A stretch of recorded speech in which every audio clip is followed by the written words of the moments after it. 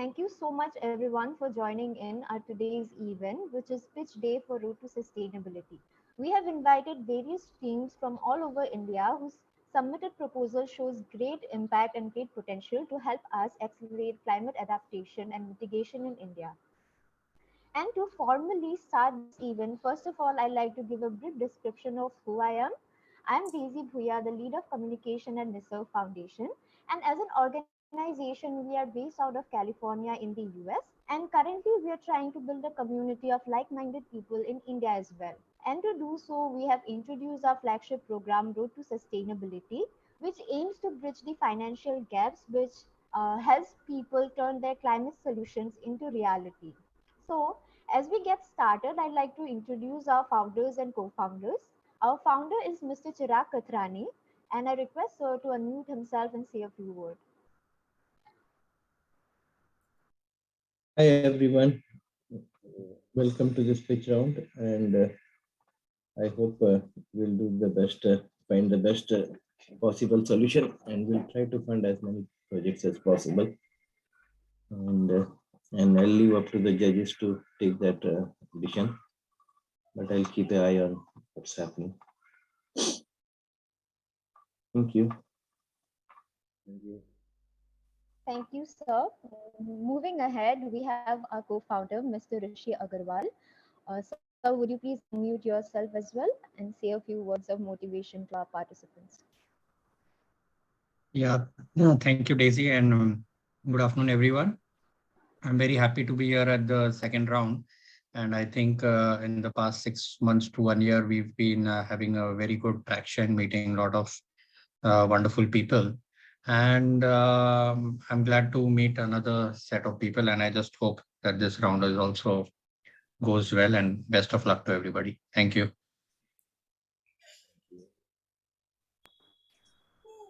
Thank you, Rishi, sir.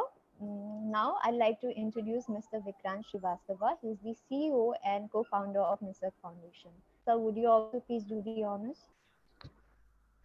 Thank you, Daisy.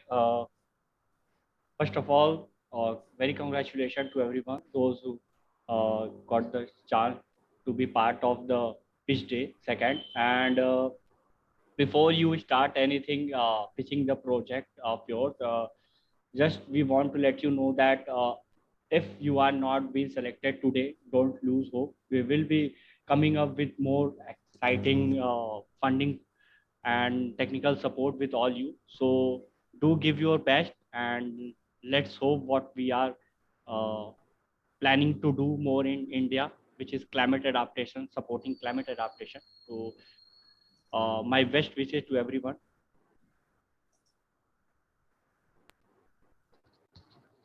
Thank you, sir. Thank you for your kind words. So, as we move ahead, I'd like to introduce our panel of judges. First of all, I'd like to introduce Mr. Bhaskar Natarajan. He has more than 25 years of experience in energy policy and sustainable development. I request Sir to unmute himself and say a few words as well too. Yes, thank you, Daisy, and thank you, Nisarg Foundation. I'm indeed very happy to be here as a part of the jury to try to select some excellent proposals. I've gone through the proposals, and every one of them is unique in a different way. But we will certainly hope we can choose some really good ones that can make a lasting impact on the lives of the people where they are working. Thank you again, and over to you, Daisy. Thank you so much, sir. Our other judges are Dr. Renuka Thakur. She's the founder of Global Sustainable Futures. Next is Dr. Aritra Chakraborty. He has more than 8 years of experience in sustainable consultancy, and he has also keen knowledge in project management involving sustainable development goals. We then have Dr. Uma Maheshwaran Rajashekar. He is a senior advisor at National Institute of Urban Affairs. So we also have another panelist with us, that is Dr. Vivek Gaurav. He is a project scientist at ICMR. So as we've already introduced all our judges, I feel we can move ahead and start our presentation and Q&A round. And before we do that, I'd like to say a few words. So each teams would be given 15 minutes for presentation and 10 minutes for Q&A round. and the Q&A round will directly follow the presentation round. So as the presentation round is 15 minutes long, we'll give a bell ring at 10 minutes so that you have enough time to conclude the presentation. And at the end of 15 minutes, I myself will inform you that the time is over and we'll go ahead with the Q&A round. I request all the team members to switch on their cameras during their presentation and Q&A round so that our judges can interact with them properly. So I think we are ready to go ahead with our first team, which is the region India, submitted by Disha and her team. So Disha, if you're here, please try to share your screen and do let us know when you're ready for the presentation.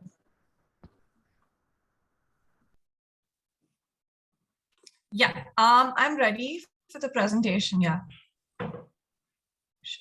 Yeah, Jacob from my team is sharing the screen.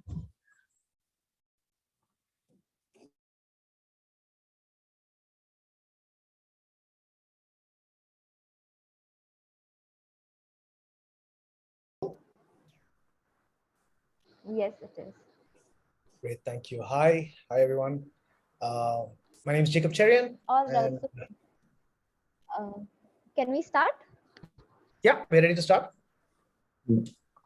All right, please start. Cool, thank you. Hi, I'm Jacob Cherian, and it's my colleague Disha. Yeah. Hi, everybody. Thank you, Jacob. I'm Disha. It's nice to meet everyone, and we're glad to be here. Thank you for having us. We're very honored to be here. Quick outline of what we're going to be talking about today. We'll just see this is what it looks like. We don't have to go through it in detail, but broadly, it's why we do what we do, what we aim to do, what we have already done, how we will get to where we aim to be, who will do this, and why we will succeed. Right? So firstly, some frameworks and jargon, just to get that out of the way, so that we all are talking the same words. This is some internal terminology we'd just like to share. Everything we do with the regen is focused on what we call the eco-aspirants, specifically people willing to spend time on the movement, right? An eco-aspirant is someone that aspires to be a part of the movement, the environmental movement, the sustainability, regenerative, conservative movement. And they are willing to do this in a number of ways. And we believe there's opportunity in migrating people from aspirants to actives. Right? Broadly, we believe there are three kinds of environmentalists in the world: the apathetic, eco-aspirant, actives. And this is the larger framework. You don't need to go through this now. It's on our website. But other than that, the eco-aspirants are willing to spend time, money, or network with the movement, right? And we are only going to be specifically talking about those willing to spend time with the regen. The term regenerate is to improve a place or system, especially by making it more active or successful. We believe it's one step above sustainability, where you have positive impact and just not neutral impact, right? So in summary, no matter what work that is out there, whether it's in recyclables, renewable energy, conservation, marine, above land, indigenous communities, no matter what work, we simply need a lot more people in the space and a lot of hurdles there. And we can't fix all hurdles, but we're here to fix one large hurdle, right? This is the main problem, we believe, that we need more people in the space. And how do we widen the gateway to bring more people into the movement, right? Right now, there are too many fence-sitters, people, what we call dabblers. They just want to do a little bit, or they're not doing enough at all. They don't know how to participate. And we're just showing ways in which people can participate in the larger movement. So we need more people. The problem we're addressing is we need more people to join volunteer events. And why do they need? They need to do that because we'll come to that, to upskill and to build careers in the space. Now, specifically speaking, it's important for people to join volunteer events because they get a feel of what they like. They find themselves as individuals, they grow as a community, and they add to the larger voice of the movement in general at a global scale. And that's what we've done as a team and in what we do outside of Terra Generation as well. Upscaling is important because it fills the gaps of knowledge to actually create this body of resources, of humans, of well-intentioned humans to participate and contribute collectively, and finally to build careers in space, right? So to truly, in summary, truly tackle climate change and biodiversity loss, we need to enable as many people as possible to participate professionally or as volunteers or just as knowledge resources, right? But first I want to introduce you to Yaya. Yaya is a young person, and Yaya wants to take part in the movement, does not know how to, right? Yaya wants to contribute, very confused. There's just so much out there, doesn't know where to start, right? So Yaya has too many choices. Involvement. Do they just be a volunteer or their career? What's the remuneration, right? Do they get paid as industry standard, or do they have to suffer what we call passion exploitation, where you have organizations that exploit people's passions because they know that they're willing to work for the environment, but for lower pay. So there is that debate of remuneration as well. Impact, true impact versus greenwashing, sustainable versus regenerative. Field of work could be limitless, right? Renewable, recycling, biodiversity, indigenous stewardship, water, or what's the role that they play. So there's so many choices out there, and we need to fix that. With that,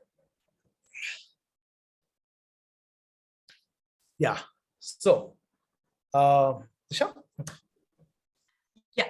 So because there are so many choices out there, a person can't necessarily decide what they want to choose, or they don't know where to start, because not a lot of us grew up learning about environment, or learning about how we can make personal as well as systemic changes to change how we treat the planet and how we treat our co-inhabitants. And this is where the regen comes in. By the end of phase 3 in the regen, we want to make sure that there are 100,000 volunteers in the movement actively participating to make the world a more sustainable and a better place. And we want 20,000 people to be actively working in regenerative careers, because once you start doing it for your livelihood, you're spending majority of your life ensuring that the world is a better place. And we can't really envision a world without sustainable development. And we want our collective social media following to be 200,000, because we want to reach 200,000 by the end of phase 3, because the more people we reach, the more people we are able to bring into the regenerative movement, the more people that are interested and actively working on making the planet a safer place for all of us. And we want to ensure that 20 full-time employees in Regen to working on making these resources accessible and making sure the stories of climate solutions and regenerators are documented. And we want to ensure that 40 to 60,000 people are visiting our website on a daily basis.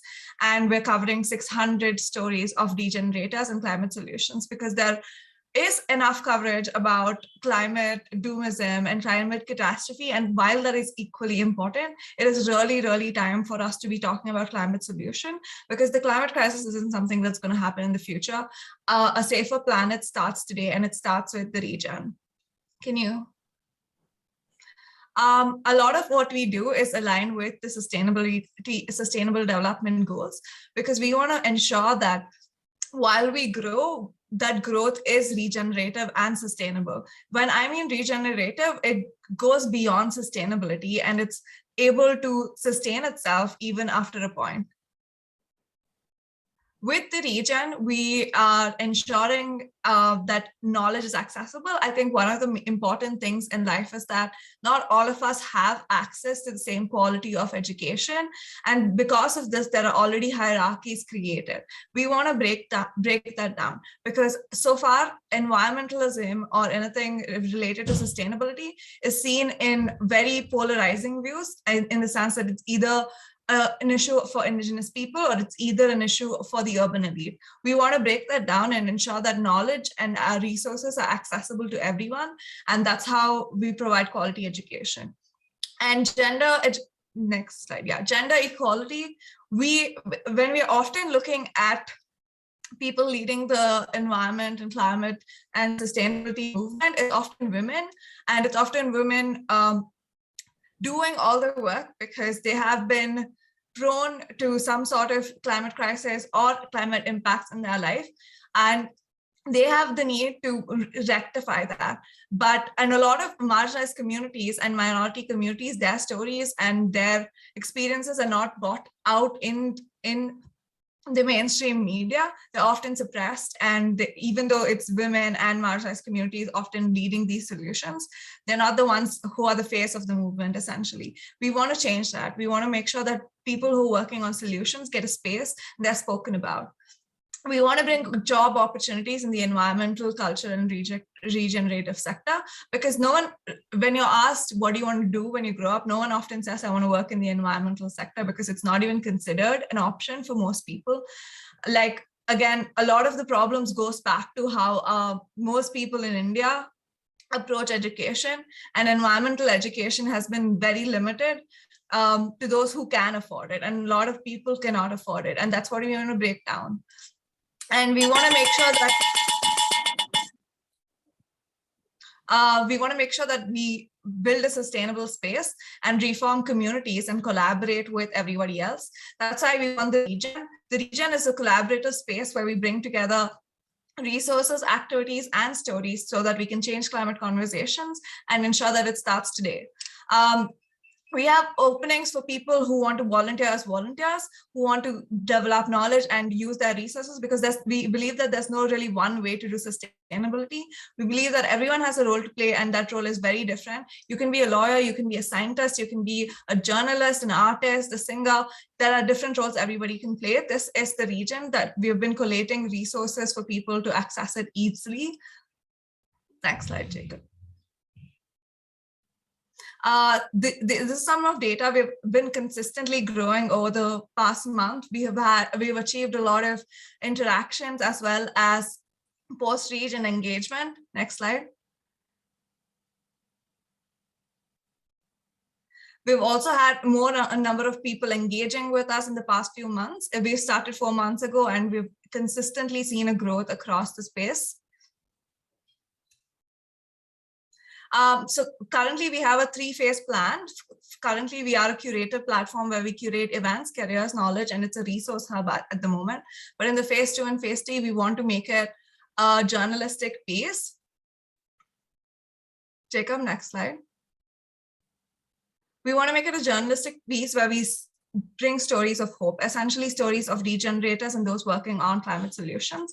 And we want to ensure that the resource hub grows. And in the 3rd stage, we want to make sure that we expand our journalistic efforts to cover more wider topics, because there's not really one topic in the environmental space, there's a bunch of them, and we want to make sure that solutions and stories are addressed, because unless we change climate conversations, we won't be able to take climate action. We want to make user-generated content more accessible, where people who are engaging in community action can upload it and themselves lead climate change. So we are essentially building a community of regenerators. In the 4 months, we have been consistently posting every single day. We have an online platform of online community on multiple platforms. We have been bridging the gap between eco aspirants and eco actives, in the sense that people who want to do something in the space but are unable to do it. We're a dynamic team. All of us are involved in the environmental or climate space in our own personal capacity as well. We're big on data and growth. We are constantly reviewing what we can do better, and we're focusing on upscaling. This is a phase-wise breakdown of what we want to do. In the first phase, we want to ensure that 25,000 people who are volunteers. We want to ensure that there are, you can basically read what we want to do. This is the 2nd phase and the 3rd phase. I had explained the 3rd phase earlier on what we want to do at the end of region. This is pretty much the same thing. By the end of it, we want to ensure that we have changed how climate conversations are had and how climate resources are more accessible. In the future, how do we actually make revenue as a resource hub as well as a journalistic effort? We want to ensure that while we ensure that all the resources are accessible and free, we do want to create content specifically for subscriptions and members who want to avail that subscription. We will be partnering with organizations who want to feature their work, as well as people who want to reach out to eco aspirants who want a job with them. We'll also be getting some from ads on various climate projects and solutions that are happening. Jacob. And why we do what we do is essentially because I think Jacob will be able to explain this part. You're on mute. Yeah, just talk about the who. We need design resources, tech resources, and video content creators on the team.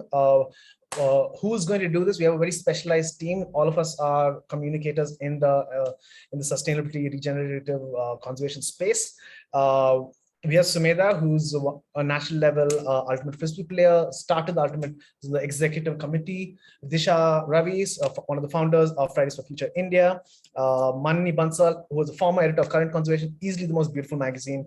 There's myself, Divya Narayan, also director of campaigns at Jakarta, and many more highly accomplished people, all focused on this. We have a very specific framework on how we hire people and pull people in, so we can talk about that in detail later. Climate conservation, Disha?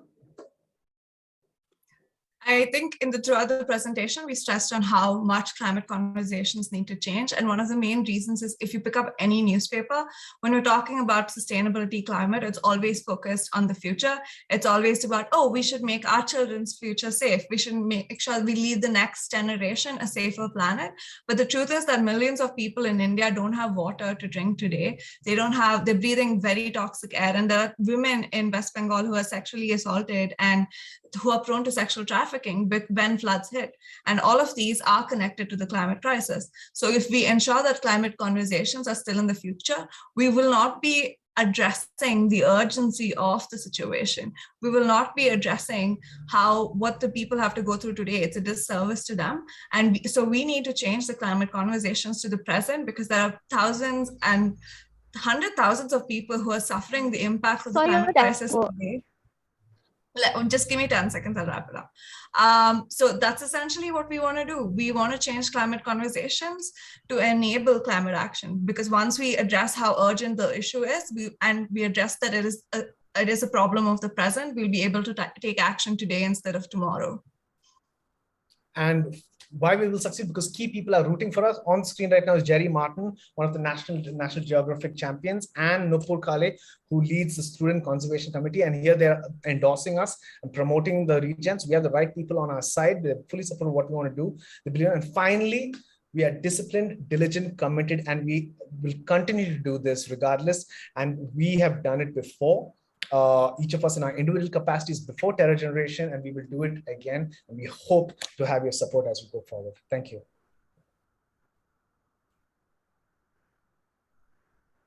Okay. Thank you, Disha and Jacob. It was a wonderful presentation.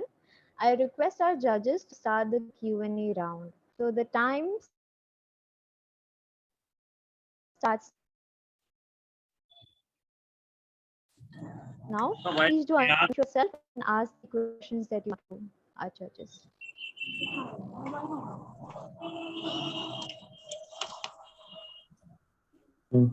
Hey Disha and hey Jacob, good to see you both. Hi, good to see you too. Glad to know all your efforts that you are putting. I have one main question: is the Terra Generation? Is this a website that you are promoting, or because when I see the website, it looks more global as such? So Terra Generation is the organization that runs the region. Terra Generation is a communications agency specialized in the climate and conservation space, and that's where we work. That's how we fund the region up till now. This is how we have 3-4 people working on the project because of our day jobs with that, and we're running the region to bring together people to work in the space. I just sent a website for you also, just in case anyone else wanted to see as well. Yeah. And we are trying to build out the region as a whole separate entity. That's what we're doing. So the TerraGen, is it a separate company, or like is it? It's a private limited company, yes, and it is the parent company of the region. Okay, and so one of the major concern is I definitely hear that saying over and over again that yeah, we want to build a community, and that's probably exactly what we are doing here as well at Nisarg, trying to build a community and give the motivation for people who are not able to get those initial jump start. So that's great. How do you you said you have few content creators, right? Yes. So how many are there right now? There are 8 of us in the company. You all are content creators basically, and you need. We're writers, graphic designers, filmmakers, strategists. Yes. And where are you guys all based out of? We are spread across Bangalore, Bombay, Ahmedabad, and Calcutta. Okay. Sure. Rishi, you want to take up from here? Yes, and Delhi. Sorry, correct. Thanks, Disha. I just wanted to know, there's somewhere in between in the presentation, there was a mention that you're bridging the gap between eco aspirants and eco actives. Yes. I just wanted any kind of an example. I mean, I think in the past few months that you've been active of, I mean, there were a lot of numbers, but specific if there is anything which where one person, 5 people, 10 people who have bridged this have actually got a career or actually got a very satisfying, even a satisfying volunteering opportunity, any kind of an example. Yeah. So to be very honest, we don't know who has got a positioning outside of us, but we found both our interns from the past 3 months through our own page. So that is employment that happened. It was a problem we were trying to fix ourselves, and it benefited us ourselves. Other than that, we've heard that we got applications with the Jerry Martin project and the Student Conservation Committee, which both of them who have given testimonies on we shared their images on the presentation. You can see the funnel of engagement. Yes, Disha is sharing the numbers here. Part of the data that we had is the funnel of engagement that we have. And if I can share my screen again, just quickly show you what we mean by that.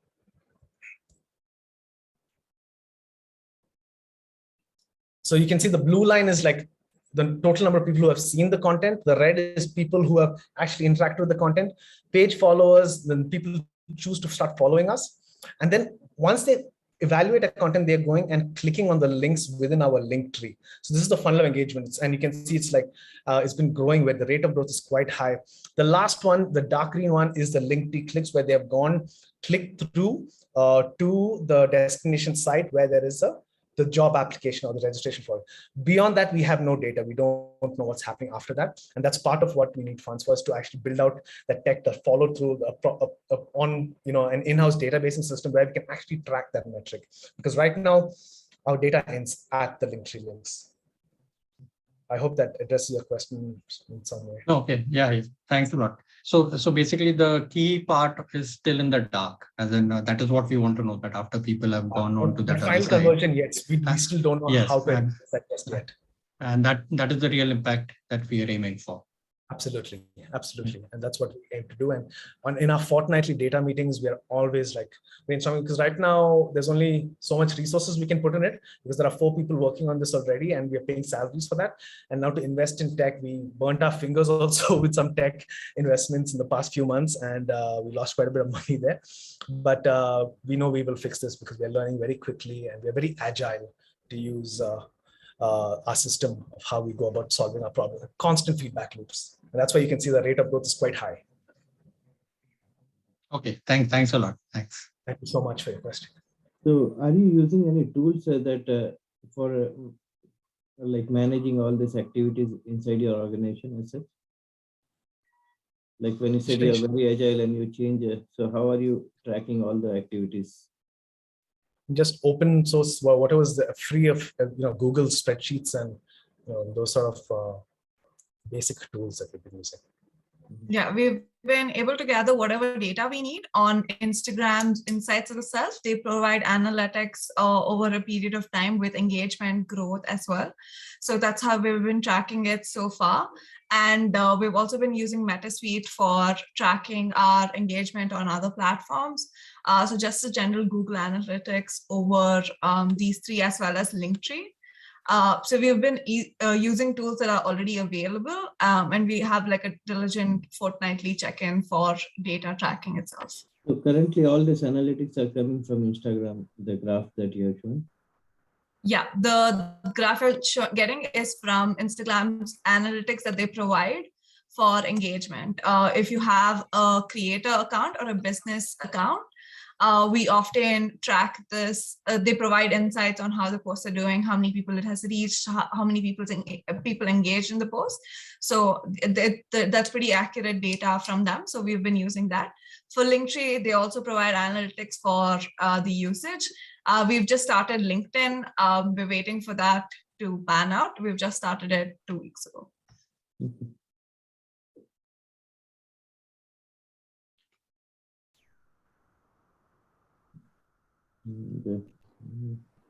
have 2 minutes, 2 more minutes to go for the Q&A round. I request our judges to Yes, hello. This is Bhaskar Natarajan. ask any questions. Yes, are you people able to hear me? Yeah, we can hear you. Yes. Yes, Okay. sir. All right. Thank you. This achievements and the targets that you're talking is over what time frame? Which I didn't see it in the presentation.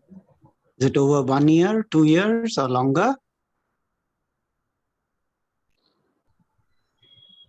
We currently wanted it to be over 2 years based on the funding we do get. So by the end of phase 3, we aim the end of the phase 3 should be by the end of 2 years. And your phase 1 and phase 2 will be completed at the end of 1 year, or what is it? For phase 1, we are hoping to complete that. Yeah, Jacob, can you? Yeah, we're hoping to complete phase 1 by the next 6 months, and we want to move on to phase 2 by the end of 6 months, and we are hoping that takes around 12 months. So by the end of it, we are at phase 3 and we're working on it. So by end of 2 years, we've actually reached phase 3. Okay. Thanks for that. Now, the next question I have is, you talk of climate action, all these people who are not just volunteers, who have done something. How are you going to measure whatever it is they have done is not a one-off activity, that it may continue to generate additional climate impacts as time goes by? How do we ensure more people join and continue to focus on certain specific actions that you are going to be targeting? Very valid question, sir. So with volunteers, we want to make sure that we build local leaderships, and so that they're able to continuously participate in community events, because we strongly believe in thinking global but acting local.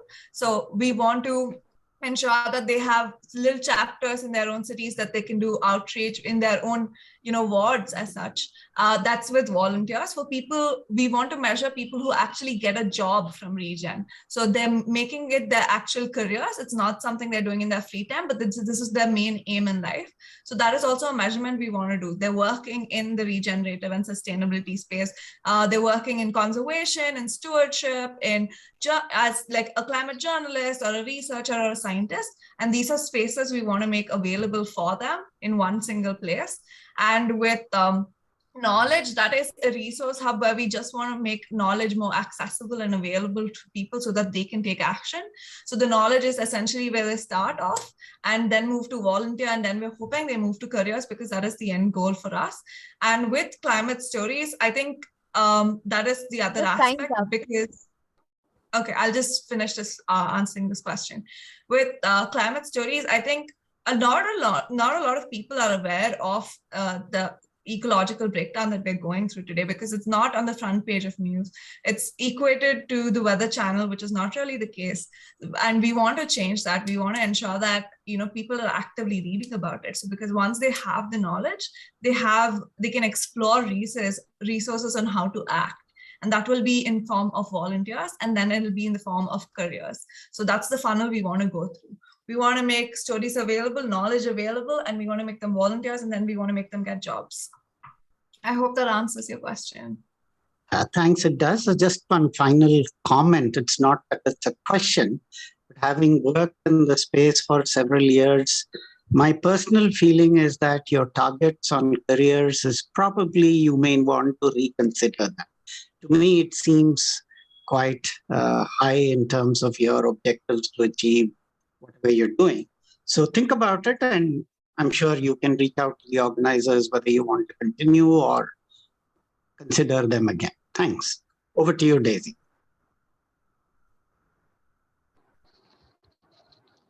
Thank you, Disha and team. It was a nice presentation. So we can move ahead to our next team. So name of the submitted proposal is Building Sustainability Addressing Climate Crisis. and it was submitted by Debabrata Rajkumar and his team. So Debabrata and your team, I request you to please turn on your cameras and unmute yourself.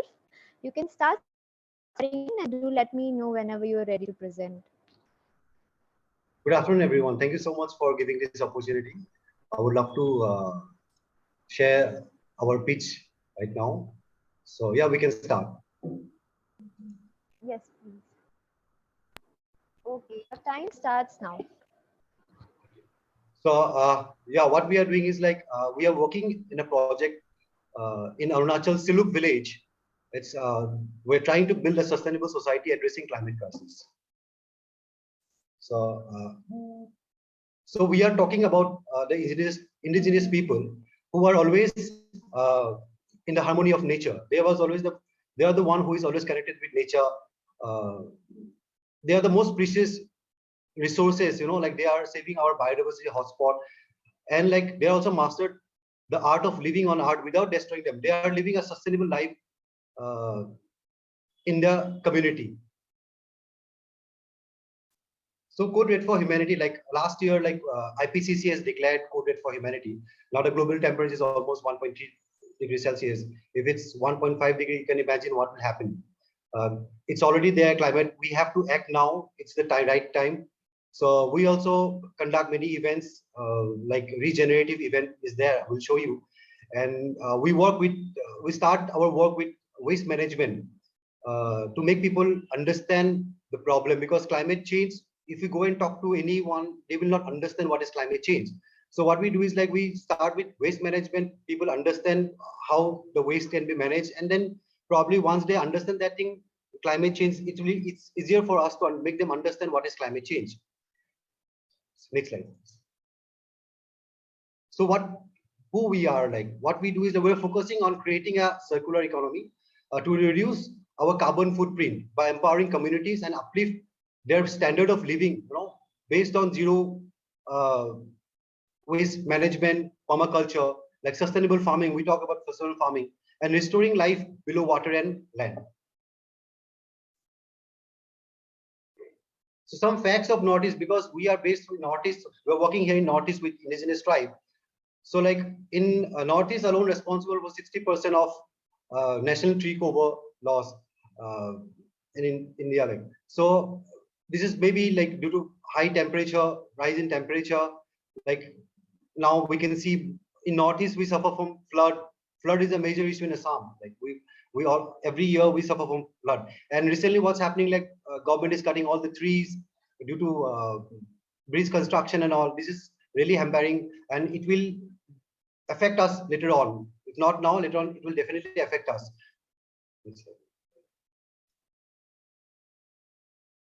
So the concept here is we have made two parts here. So one is like building sustainable model village in Siluk village, where we are already making a documentary there. It's Adi community there. And secondly is like establishing resource development center and addressing climate crisis in Northeast. So our project objective is to create sustainable livelihood for the indigenous communities of Siluk village. Women health and empowerment, we're focusing there. Skill development and capacity building for the youth, and we are also addressing climate crisis.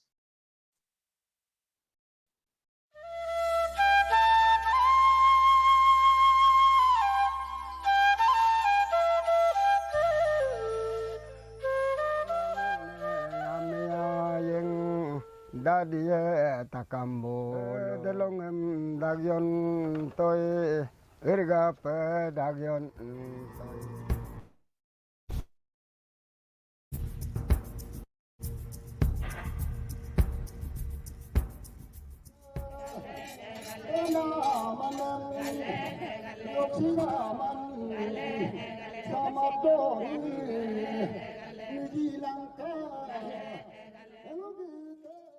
So we are making a documentary on this village. This village was the dirtiest village 2 years back, and now it's one of the cleanest village as well as a zero waste village certified by Arunachal government. So we are working here. We are making this documentary to to show it globally. Like if a real community, indigenous community can transform themselves in 2 years, why can't we educated people? We can. We have time. So this is the teaser of the video. We are launching this video by next month, April. So our target area, where we are focusing, like the livelihood, education, infrastructure, health.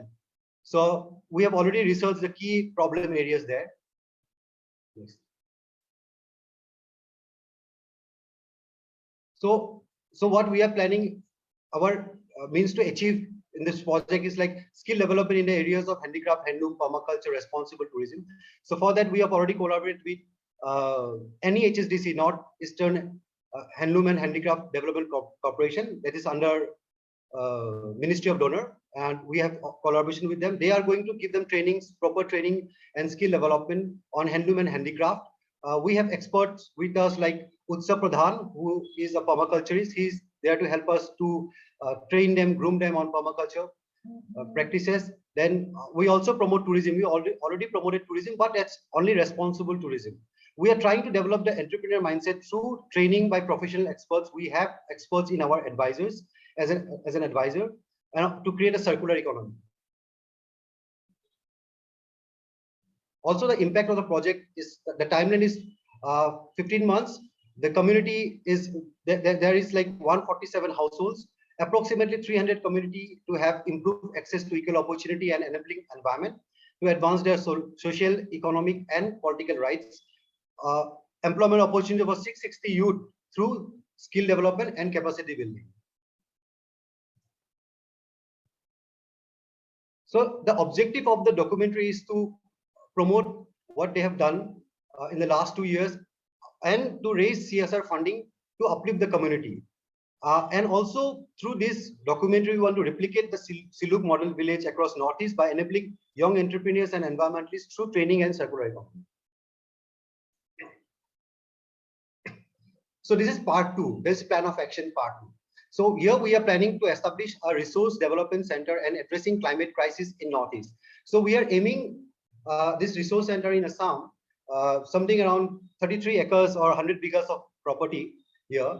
It's provided by Rabha community. It's in Assam, Guwahati, near to airport. So what we will do there we'll have our own food forest, like organic and nutritional park, bamboo training center. Why bamboo? Because bamboo is very important for to mitigate climate change. It absorbs 5 times more carbon from the atmosphere and releases 35% more oxygen to the atmosphere. Green campus training for the schools, for the corporates, youth, especially for masters in social work people, students. And then workshops and souvenir cafe, the craft and handlooms whichever the community makes will showcase in our souvenir cafe. Create education space on environment protection, waste management, bamboo cultivation, and promote ecotourism as well. So we have already discussed with the director of Sainik Welfare Assam, who have 30,000 retired army officers with them. So they are ready to help us to help us in the journey to save the future generation. Also, the impact will be like while building the resource center, we are always generating employment opportunities for 20 youth at least during the construction period. Then we'll have 15 women who will work on in the initial phase, like for handicraft and handloom projects in the initial phase. Then we will employ like 10 to 15 people after the completion of the center, which will take 5 months if we start from April. And then 120 students, especially from MSW, will create train practically every month to create impact in the society. This MSW is like Masters in Social Work. They are the one who will create an impact in the society. Also, like we will provide the community leaders can come and get trained under us. We will not charge them, because they are the one who will go there and replicate the projects. So we'll 5 retired army officers will be deputed with dignity for the day we start our resource center. From the day we start. The budget is like phase 1, like we are asking for $8,000, where part 1 will spend is $2,000, especially for the Siluk village. We'll spend on training and capacity building of the community. And then part 2, this entire thing will be spent, rest of the amount will be spent for this resource center, which estimated time 45 days. In 45 days, we'll clear the site, land filling, toilets, 3 toilets in phase 1, which we need $6,000 for that. Then in second phase, like we need installation of eco camp. We'll have solar panels there and at least a max capacity of 12 packs, Rest we'll have some tents there, and then organic nutrition park will grow our own food. Also, we'll train the tourists and the youth will come there as a farm training. Then phase 3, it will take 30 days. It will be construction of the community dining and kitchen, and also procurement utensils. So if we start the project from April, it will take 5 months to complete the project, and then 1 month we are keeping in buffer for public outreach. So input is like resource center, like in Assam, then the activities which I've already shared, the impact I've already shared, the revenue, revenue is like definitely once we start this project, we'll have a revenue of 1.8 lakhs, 1.80 lakhs, and then like also we can sell those products which will be built by those indigenous community. The future prospect, we have like responsible tourism, zero waste events and corporate meetings as well to generate more revenues as well. So as it is directly linked, we are talking about climate change, climate action. We're creating awareness on climate action. Then we are educating people with solutions. After that, we are making them conscious about the consumption, because the problem is consumption. So basically, we are targeting 13, 4, and 12. Then automatically there is no hunger, zero. We have seen it. We have proved it in Siluk village. So we are working in rest of the edges as well. And then like indirectly also, like we are aligned with rest of the edges which are left over, like good health and well-being, clean water and sanitation, peace, partnership for goals. Definitely we are collaborating with many NGOs, many corporates. They're helping us in many ways. So vision and outcome is like to combat climate crisis by empowering indigenous communities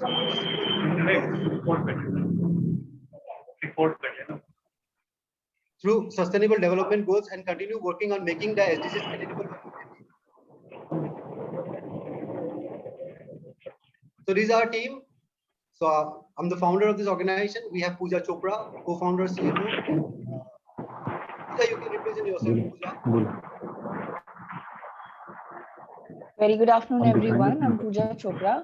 I've been working with these sustainable communities in the field for last 15 years now.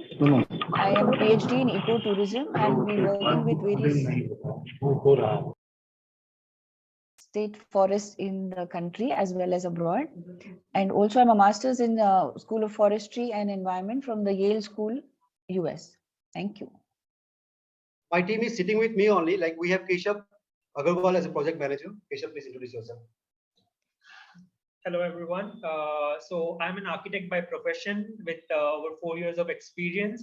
And my primary focus is sustainable development and vernacular architecture and how to empower communities through the built environment. And I have been working in the past on monitoring and evaluation projects for Medicine Sans Frontiers, Belgium, in their construction projects. Thank you. We have Pratikya, our project head. Please. Hello, everyone. This is Pratikya, and it's so nice to be a part of this session. I am currently pursuing my master's in social work in the subject of livelihood and social entrepreneurship. And I'm in my final semesters right now, and I'm a part of this project. Sharmila won't be there because she got stuck with some personal matter. So she's heading our CSR funding.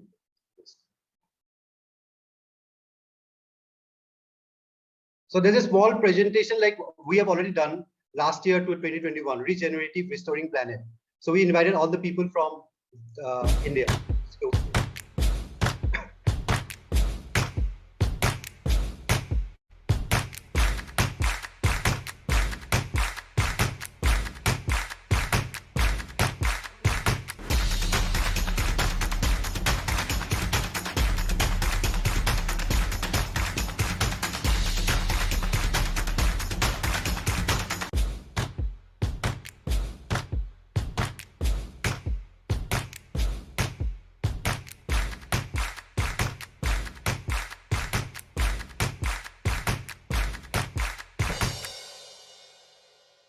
So we are, the video will it's getting ready. The main documentary we are launching, 31st of March this year. Uh, this was an initiative to create more awareness among the youth. We invited people from Pan India. They supported us, and they really appreciated what we have done. And we have more plans in future plans. We try to promote uh, things through our, through sustainable events. Events is something where we can connect with people. People come to us for music, and they go back with a very strong message. We thank you, Nisarg Foundation, for giving us Your this time's platform. over. Thank you so much. It's over. All right. So thank you so much for this interesting presentation. It was really very interesting for especially someone like me who's also from the northeast region of India. So job well done. So we move to the Q&A round, and time starts now. I request our judges to please mute themselves and start asking questions.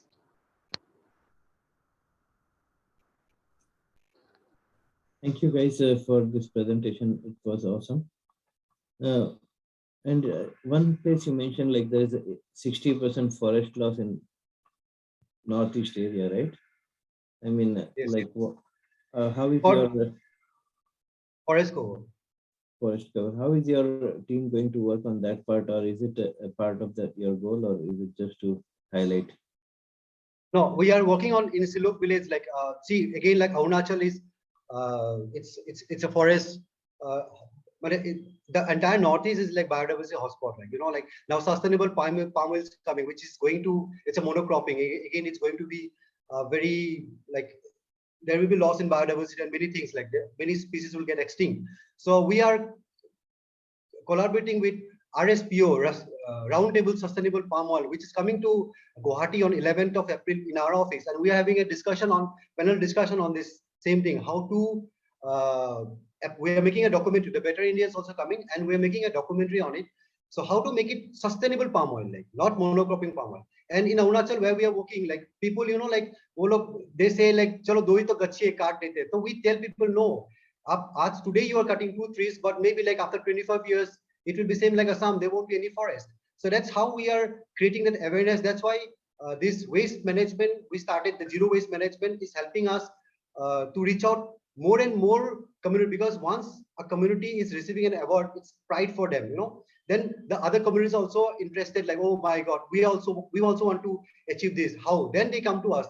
This is how we are helping them not to cut trees, because what we have felt, there are no birds at all. Like there is no birds at all because they have all killed the birds. So this is how we are bringing the change in the mindset, because we cannot blame them. They don't know anything. So it's our responsibility to go to them and make them understand this is the problems which is coming in future. So yeah, we are definitely working. Everything is aligned with our project. So are you based out of Arunachal right now?